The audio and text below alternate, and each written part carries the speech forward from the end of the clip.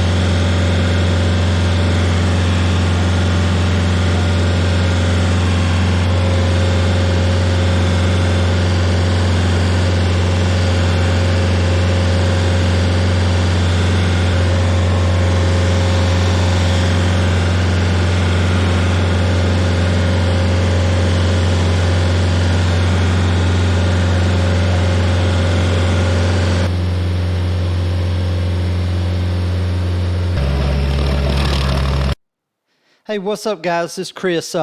Hey, in this portion of this video, I'm in the backyard, and I told the customer to move the car, but you know, they couldn't move the truck right there that's behind me. So I had to idle the machine down real low where it wouldn't throw the chips like crazy. So, but this week, me and Steve put together a shield for the stump grinder where it'd cut down on the wood chips and all that. So you'll probably see that coming up in the next video or so. But